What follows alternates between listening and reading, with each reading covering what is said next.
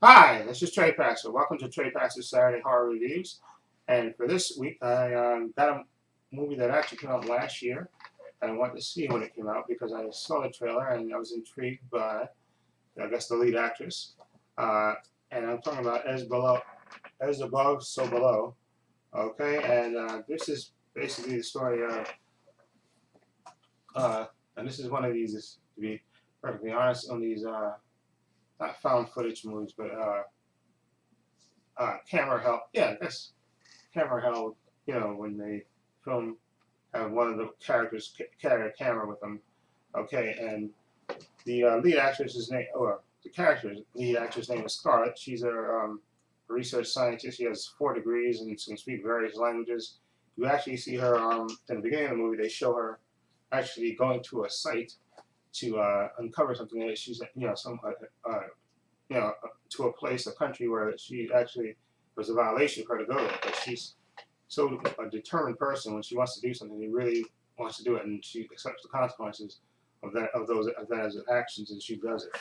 Okay, and again, Scarlett, and she's also filming a documentary, and she, in her first adventure, she finds something that was long hidden, and it leads her to the point of this movie, where she has to go find. She has to gather a crew and go basically to the undergrounds of Paris to find this ancient object. And her father was a scientist as well. And of course, her father tried to find this item, but he couldn't find it. So she's kind of taking up the mantle to find it.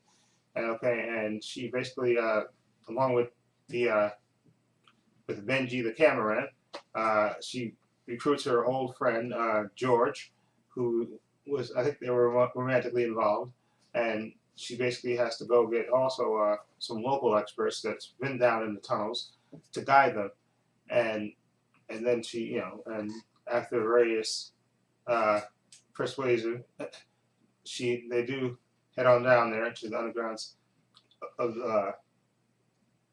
of Paris, where basically, I think they even explained in part of the movie where this is where they bury the underground. This is where they buried all their dead. Uh, and of course, like I said, Scarlett is relentless because the character of George, he exists. You could tell. Like I said, they had a history of past. And when she approaches him while he's fixing a bell, uh, and tells him, "Listen, I'm gonna go find this thing," and she needs somebody to translate the text for her, and he's, who she and but of course they have a kind of, like I said, kind of a bitter past, and he doesn't want to do it. In fact, he insists that he's not going to do it, and then of course he capitulates, and then he does it. And of course, when they make the plan to go down there, he says he doesn't want to do it. But basically, she kind of, and it's basically through circumstances, I guess I'd say that he winds up going anyway.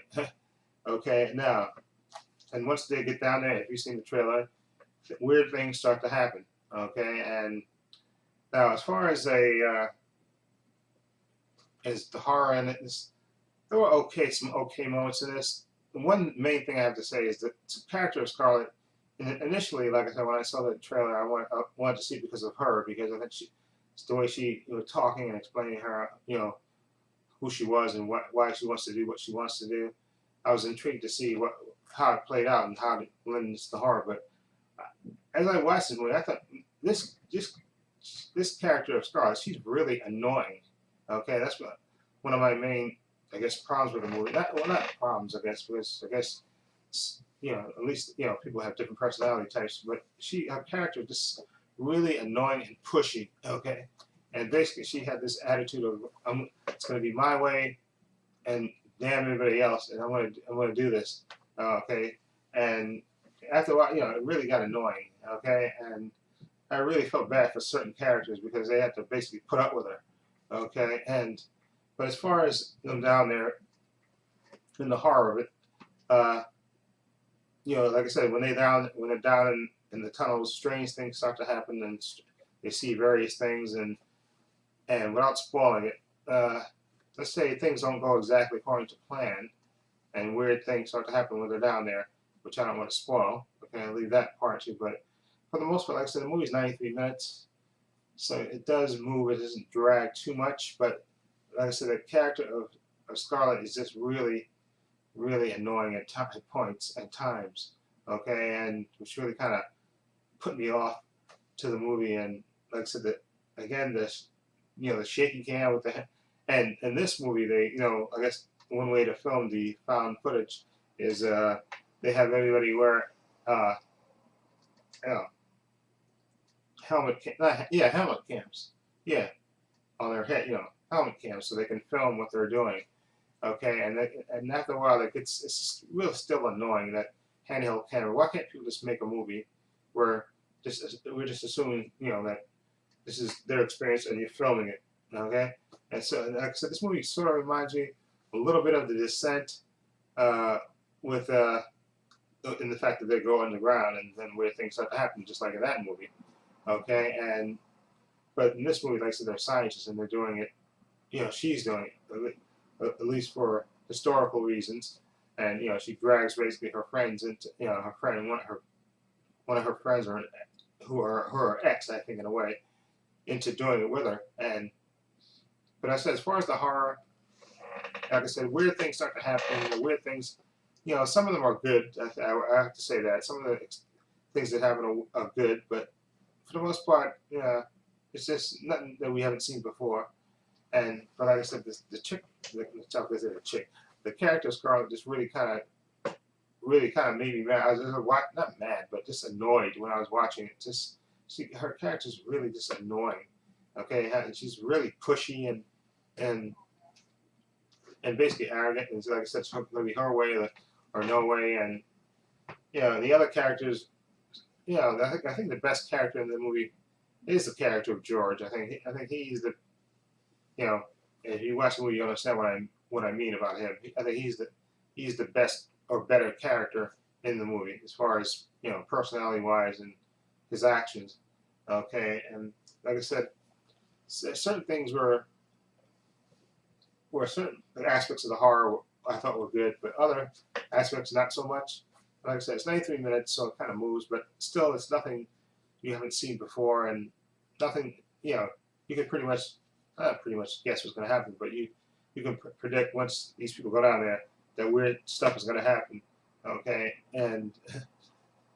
But it wasn't anything special, nothing that we haven't seen before, I think. And I'm going to give As Above, So Below.